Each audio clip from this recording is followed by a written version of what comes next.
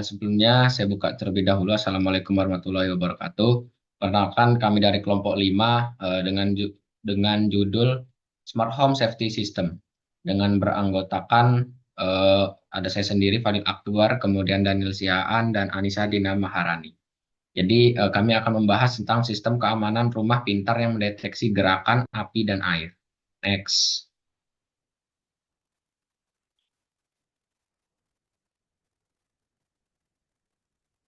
Lanjut. Nah, ini anggota kelompok kami dan NPM-nya. Next. Oke, selanjutnya akan dijelaskan oleh Daniel Sihaan. Oke, sebelumnya perkenalkan nama saya Daniel Siaan. Kali ini saya akan menjelaskan untuk latar belakang. Ya, oke, latar belakang. Saya jelaskan. Keamanan rumah merupakan kebutuhan utama dalam kehidupan modern karena banyaknya kasus kebakaran, pencurian, dan kebocoran air yang dapat merugikan pemilik rumah. Dengan perkembangan teknologi Internet of Things atau yang biasa kita kenal IoT, em, kini berbagai perangkat rumah dapat terhubung dan bekerja secara otomatis. Oleh karena itu, diperlukan satu sistem yang mampu mendeteksi kondisi berbahaya secara real time, serta mengirimkan notifikasi kepada pengguna agar tindakan pencegahan dapat dilakukan dengan cepat dan efektif. Oke, untuk selanjutnya ini akan dilanjutkan oleh teman saya Fadil.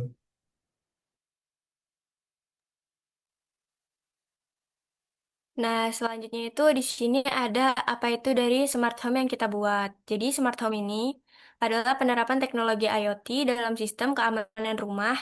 Jadi, di mana berbagai sensor dan perangkat pintar saling terhubung melalui jaringan internet untuk memantau, mendeteksi, dan merespon kondisi lingkungan rumah secara otomatis.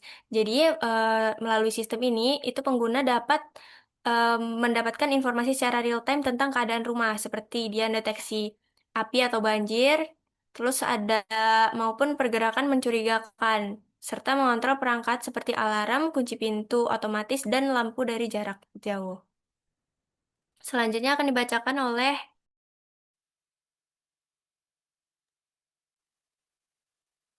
Oke, selanjutnya tujuan dari proyek kami ini.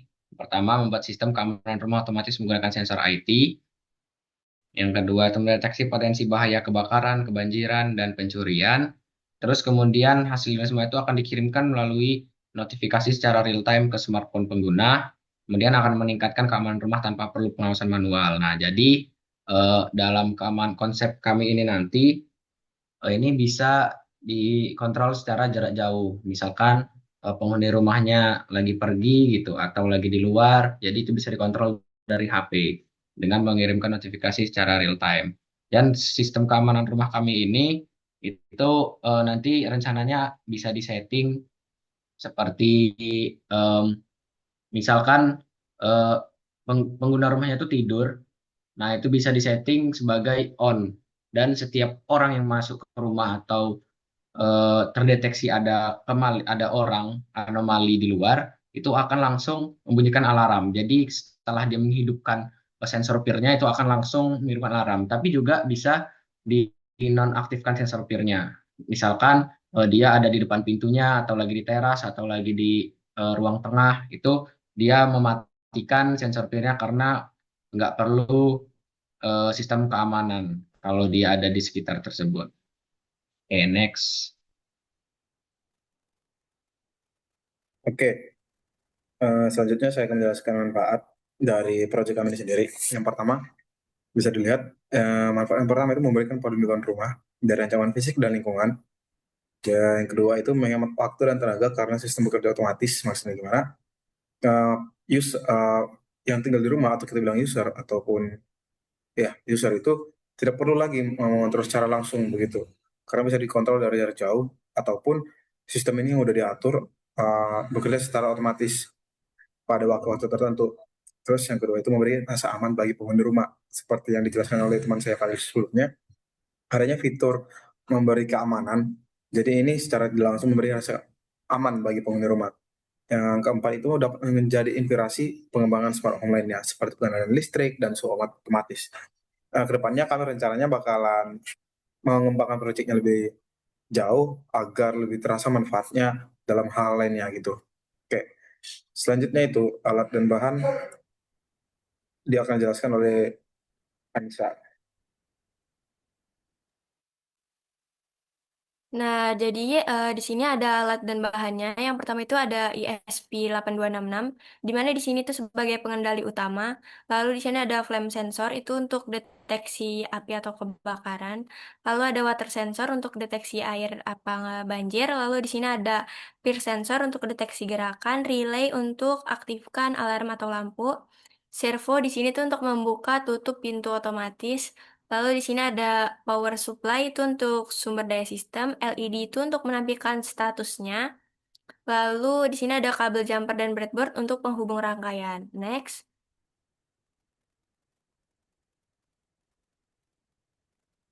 Nah, terus di sini tuh di bagian softwarenya itu kita ada memakai Arduino IDE, lalu ada menggunakan Blink, lalu ada Telegram dan juga MySQL sebagai backend database-nya. Next, akan dijelaskan oleh teman saya.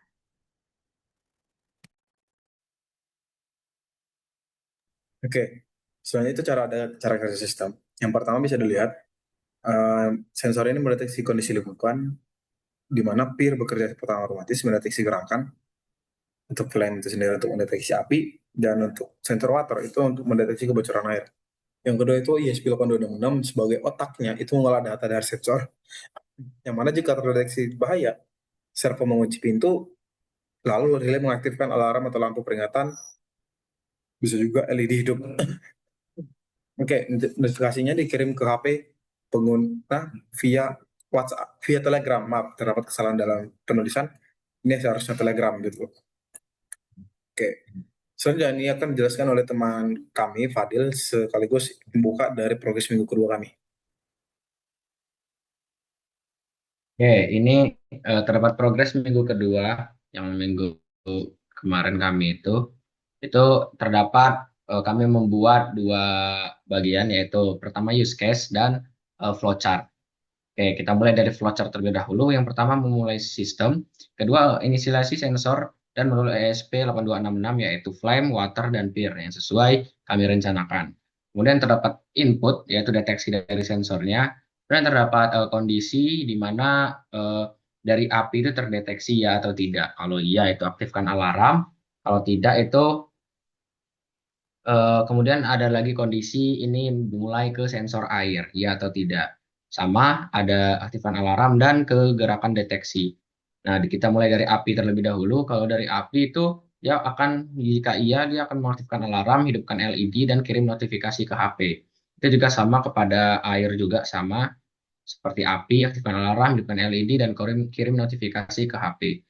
Nah, di gerakan terdeteksi ini dia akan mengunci pintu secara otomatis jika terdeteksi maling, kemudian akan menyalakan lampu dan kirim notif ke HP. Jika tidak, dia akan tetap matikan lampu dan modenya aman. Oke. Kemudian itu selesai semua ketika tidak ada masalah apapun. Oke, selanjutnya ke use case. Di use case ini pengguna itu dapat menerima notifikasi kebakaran, menerima notifikasi banjir, notifikasi gerakan, dan melihat status dari sistemnya. Kemudian sistem itu akan mendeteksi api yang akan include keaktifkan alarm, hidupkan LED, dan kirim notifikasi. Itu juga sama dengan deteksi air. Untuk deteksi gerakan itu akan mengunci pintu, menyalakan lampu, dan kirim notifikasi. Mungkin akan kami update untuk di deteksi gerakan akan membunyikan alarm juga. Kemudian terdapat case lagi itu menyalakan lampu atau buzzer, terus kemudian kirim notifikasi ke HP. Itu jika semua terdeteksi.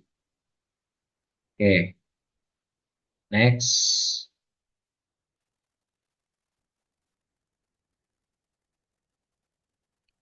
Nah, jadi ini ada dokumentasi Nah, di kita sini. di, di minggu yang kedua. Ini di mana kita itu baru mencoba alatnya. Next.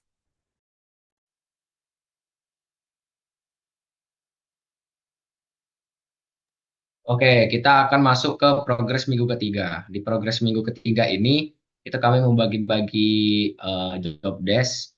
Ini akan dijelaskan sesuai job desk masing-masing. Oke, sekarang masuk ke halaman dashboard. Nah, jadi di sini ada halaman dashboard dari smart home sendiri, di mana di sini tuh nanti ada sensor api, ada sensor air, dan juga ada sensor gerak. Di mana di sini nanti akan tampil di dashboardnya bahwa itu aman atau tidak aman. Lalu di sini ada bocor apa enggak. Lalu di sini ada gerakan mencurigakan apa enggak. Dan di sini kita bisa nyesuaiin dengan kontrol lampunya, sesuai dengan tingkat keamanan dari sensor-sensor yang kedeteksi. Selanjutnya akan dijelaskan oleh teman saya. Oke, selanjutnya kita masuk ke bagian konfigurasinya, tepatnya di bagian Arduino IDE. Bisa dilihat, kami menggunakan kurang lebih 107 baris, uh, ya 107 baris pada Arduino IDE untuk mengkonfigurasi untuk memberikan IDE menggunakan otak, memberikan otak, ibarat analoginya memberikan isi otaknya kepada ESP8266. Kemudian bisa dilihat eh, di 10 dan di baris 10 dan 11 itu ada string bot token serta string chat ID. Eh, String bot token dan chat ID ini termasuk ke unik karena ini terhubung ke Telegram masing-masing agar nantinya status dari apa yang kami sebutkan sebelumnya itu bisa tersambung dan bisa terkirim ke Telegram masing-masing, gitu kurang lebih. Dan bisa dilihat juga di Flame ini, untuk sekarang kami menggunakan 3 sensor dulu untuk sebagai uji coba di progres minggu 3, itu sensor Flame, water, dan buzzer. Flame-nya di D5, waternya di D6, dan buzzernya itu D7.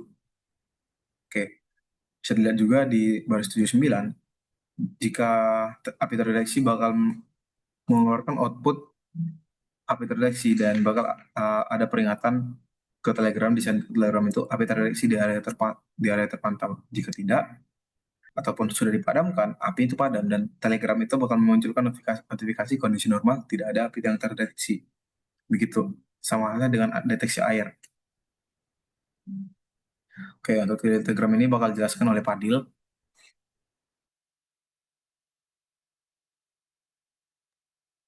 Oke, pada Telegram ini eh, yang pertama itu kami masuk ke yang namanya bot feeder. Di situ membuat botnya seperti membuat bot pribadi dengan kita, buat bot pribadi untuk kita, di mana dengan perintahnya bot. Pokoknya di situ ada banyak perintahnya. Kemudian mengasih nama dan mengasih username. Kemudian setelah berhasil ngasih username di situ kita akan dikasih link sejenis bot untuk eh, API dari sistem kita ke ke Telegramnya. Nah, setelah itu kita langsung aja start dan kita memberikan kode yang terdapat pada Telegram tersebut agar dia menyala. Nah, setelah itu kita harus masukkan yang namanya token untuk akses di Arduino IDE-nya. Jadi harus ada token tersebut untuk agar bisa terhubung antar Telegram dan Arduino IDE, yaitu sistem kita itu. Oke, next. Ini ada rangkaian. Jadi rangkaian ini itu akan dirangkai sesuai yang decoding di Arduino IDE. Seperti misalnya sensor flame itu berada di D5, kemudian water berada di D6, dan buzzer berada di pin D7. Dan eh, oh iya, saya kasih penjelasan juga di progres kami kali ini kami belum menggunakan sensor peer karena kami akan mencoba flame dengan waternya dulu. Jadi tujuan kami di progres minggu ini itu adalah berhasil menghubungkan antara Telegram dan eh, sistem kami. Jadi mungkin nextnya kami akan membuat lebih spesifik lagi seperti contohnya itu buat rumah sejenis rumah beneran untuk mendeteksi yang benarnya. Oke, kemudian kita lanjut. Eh, itu di flame flame itu sensornya di D5, water di D6, dan buzzer itu di D7. Nah, di sensor-sensor itu VCC-nya seperti biasa nyambungnya ke 3 volt dan eh, baru pin digitalnya menyambung di D5 dan D6. Kemudian buzzernya untuk plusnya itu D7 dan nyambung ke eh, negatifnya itu apa namanya? Ground, nyambung ke ground. Itu juga sama di seluruh sensornya itu juga nyambung ke ground semua. Oke, semua setelah terintegrasi jadilah rangkaiannya seperti ini. Kurang lebih seperti ini. Jadi ketika sensornya menerima panas ataupun sensor airnya menerima air itu akan langsung dikirimkan ke ESP, kemudian ke ESP akan mengirimkan ke Arduino IDE-nya masuk ke serial monitor dan dari sistem kami tersebut akan mengirimkan notifikasi secara real time di Telegram. Jadi pengguna dapat melihat langsung jika terdeteksi kebakaran ataupun kebanjiran ataupun nanti ada tambahan itu namanya sensor peer. Oke, next.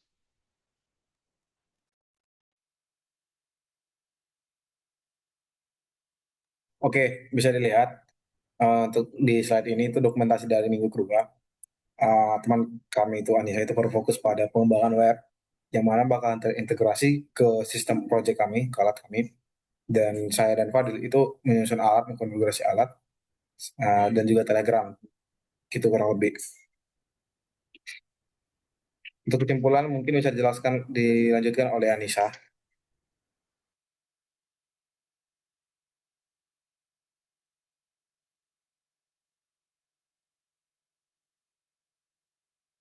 Oke, mungkin terdapat gangguan jaringan ya. Untuk kesimpulan itu bisa lanjutkan sama Fadil. Fadil boleh, Fadil. Silakan lanjutkan, Dil. Oke, untuk kesimpulan, jadi eh, smart home safety system merupakan sistem kamar rumah pintar yang mampu mendeteksi dan merespon kondisi berbahaya secara otomatis. Yaitu berbahayanya itu dimulai dari sensor api, air, dan em, apa deteksi gerakan. Jadi seluruhnya itu akan diintegrasikan dengan teknologi Internet of Things atau IoT itu sebagai kalau kami ini sebagai notifikasi real time pengguna yang notifikasi real time yang akan dikirimkan ke pengguna dan akan eh, secara cepat pengguna itu bisa memantau kondisi rumahnya seperti mengambil tindakan atau pencegahan atau penanganan secara cepat dan jarak jauh. Oke, semoga Smart Home System Safety ini akan menghadirkan solusi modern yang efisien dalam menjaga keamanan lingkungan tempat tinggal. Oke, saya rasa cukup. Itu akan saya tutup. Kalau ada salah kata dari kami bertiga, kami mohon maaf. Kami akhiri. Wassalamualaikum warahmatullahi wabarakatuh.